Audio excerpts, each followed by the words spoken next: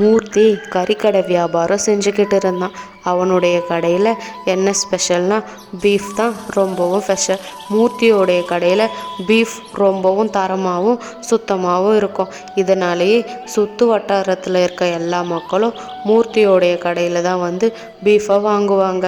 அதோடைய ருசியே தனியாக இருக்கும். அவனுடைய வியாபாரமும் நல்லா போய்கிட்டு இருந்துச்சு. மூர்த்தி மாட்டு வியாபாரிங்க கிட்ட தான் மாடுகளை வாங்குவான். மூர்த்தி மாட்டு வியாபாரிக்கிட்ட இப்படி கேட்டான், அண்ணன், எனக்கு ஒரு மாடு தேவைப்படுது. இந்த வாட்டி விலையை கொஞ்சம் கம்மி பண்ணிக்கோங்க, 100 200 கம்மி பண்ணுங்க அண்ணன் அப்படின்னு சொல்லி கேட்டான். அதுக்கு அந்த மாட்டு வியாபாரி, இங்கே பாருப்பா தம்பி, என்கிட்ட இப்போதைக்கு 2 மாடு தான் இருக்குது. நீயே பார்த்து எந்த மாடு வேணுமோ கூட்டிகிட்டு போ. அது மட்டும் இல்லை, உனக்கு 100 200 கம்மியாக கொடுத்தா எனக்கு எப்படிப்பா லாபம் கிடைக்கும் அப்படின்னு சொன்னார். மூர்த்தியும் எதுவும் பேசாமல் அங்கிருந்த ஒரு மாட்டை கூட்டிக்கிட்டு தன்னுடைய வீட்டுக்கு நடந்து போய்கிட்டு இருந்தான். அப்படி அந்த மாட்டை தான் வீட்டுக்கு வெளியே கட்டிட்டு இப்படி யோசித்தான், ரொம்பவும் களைப்பாக இருக்குது, கொஞ்ச நேரம் போய் ஓய்வெடுக்கலாம் அப்படின்னு மூர்த்தி அன்றைக்கி நைட்டு தன்னுடைய வீட்டில் படுத்து நல்லா தூங்கிக்கிட்டு இருந்தான். அப்படி மூர்த்தியோடைய கடையில் வாங்கிட்டு வர பீஃபை எல்லாருமே ருசித்து சாப்பிட்டுக்கிட்டு இருந்தாங்க. அதோடைய ருசி தனியாக இருந்துச்சு. அப்படி மூர்த்தியோடைய வியாபாரமும் நல்லாவே போய்கிட்டு இருந்துச்சு. ஒரு நாள் மூர்த்தி கடைக்கு வந்த ஒருத்தர் இப்படி சொன்னார், அண்ணன், நான் பக்கத்து கிராமத்தில் இருந்து வரேன். உங்கள் கடையில் பீஃப் வாங்கினா குழம்பு அவ்வளோ ருசியாக இருக்குது, அதான் இவ்வளோ தூரம் வந்து வாங்கிட்டு போகிறேன் அப்படின்னு சொன்னான். அதுக்கு மூர்த்தி, ஆமாம் தம்பி, என் கடையில் எப்போவும் பீஃப் ரொம்பவும் ஃப்ரெஷ்ஷாக இருக்கும். அது மட்டும் இல்லாமல் நான் வயசான மாடுகளெல்லாம் வாங்குறது கிடையாது. என் கடையில் கறி வாங்கிட்டு போனால் அவ்வளோ ருசியாக இருக்கும் அப்படின்னு சொன்னான் மூர்த்தி. அப்படி மூர்த்தியோட கடைக்கு எந்நேரமும் கூட்டம் வந்துக்கிட்டும் போய்கிட்டும் இருந்துச்சு. மூர்த்தியோடைய வியாபாரமும் ரொம்ப நல்லாவே போய்கிட்டு இருந்துச்சு.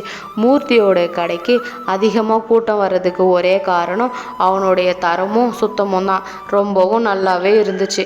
அப்படி மூர்த்திக்கு மாதத்துக்கு 15,000 ரூபாய் லாபம் கிடைக்கும். அந்த லாப பணத்தை பார்த்த மூர்த்தி இப்படி யோசிக்க ஆரம்பித்தான், நமக்கு மாதம் வெறும் 15,000 ரூபாய் தான் லாபம் கிடைக்கிது.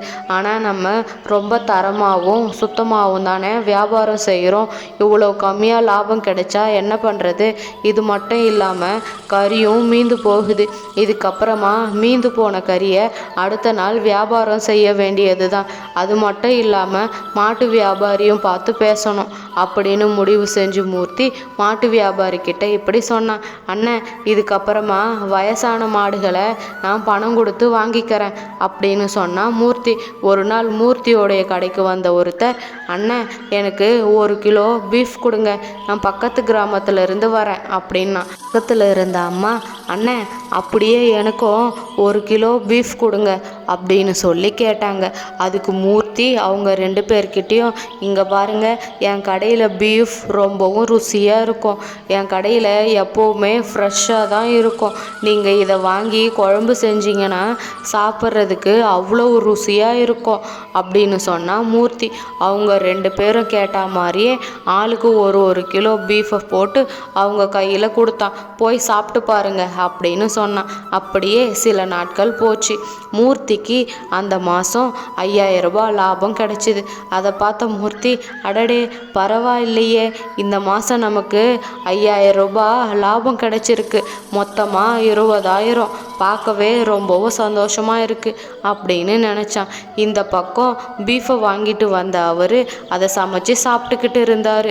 அவரால் சுத்தமாக கடிக்கவே முடியல, வாய் ரொம்பவும் வலிச்சுது.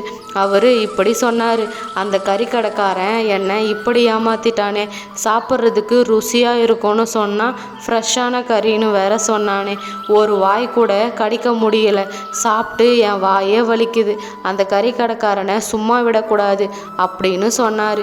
இப்படியே சில மாதங்கள் போச்சு. ஒரு நாள் அங்கே வந்த ஒரு அம்மா இப்படி கேட்டாங்க, என்னப்பா இது, கறியில் இருந்து ஏதோ கெட்ட வாடை வருது, இது எத்தனை நாள் கறி, எங்ககிட்ட கொடுத்து எங்களை ஏமாற்ற பார்க்குறியா, இது உனக்கு அநியாயமாக தெரியலையா அப்படின்னு கேட்டாங்க. அதுக்கு மூர்த்தி இப்படி சொன்னான், இங்கே பாருங்கம்மா, சுற்று வட்டாரத்தில் போய் கேட்டு பாருங்க, என் கடையில் கறி எப்போவும் ஃப்ரெஷ்ஷாக தான் கிடைக்கும், எல்லாருமே என்கிட்ட தான் வந்து பீஃபை வாங்கிட்டு போவாங்க, நீங்கள் என்னடானா இப்படி பேசுகிறீங்க பேசுகிறீங்க அப்படின்னு சொல்லி சமாளித்தான். அப்படி மூர்த்தி கொஞ்ச நாள்லேயே சொந்தமாக ஒரு பெரிய வீட்டையும் கட்டினான். அது மட்டும் இல்லாமல் அவனுக்கு மாதத்துக்கு 40,000 ரூபாய் லாபம் கிடைக்க ஆரம்பிச்சது. அந்த லாப பணத்தை பார்த்த மூர்த்தி இப்படி சொன்னான், அடடே பரவாயில்லையே, இப்போ நமக்கு 40,000 ரூபாய் லாபம் கிடைச்சிருக்கு. இதே மாதிரி இன்னும் ஒரு 4-5 கடையை ஆரம்பிக்கலாம் அப்படின்னு யோசித்தான். அப்படி அந்த கிராமத்து மக்கள் இப்படி பேசிக்கிட்டாங்க.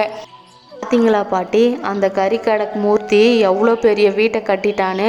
அவனுக்கு மட்டும் எங்கேருந்து தான் இவ்வளோ பணம் கிடைக்குதுன்னே தெரியல.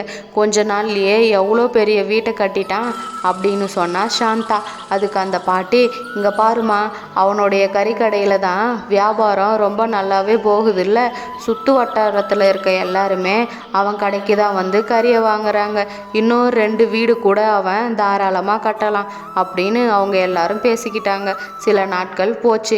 ஒரு நாள் சுகுணா மூர்த்தியோடைய கடையிலிருந்து பீஃபை வாங்கிட்டு வந்து சமையல் செஞ்சு தன்னுடைய கணவனுக்கு கொடுத்துட்டு அவளும் சாப்பிட்டுக்கிட்டு இருந்தா.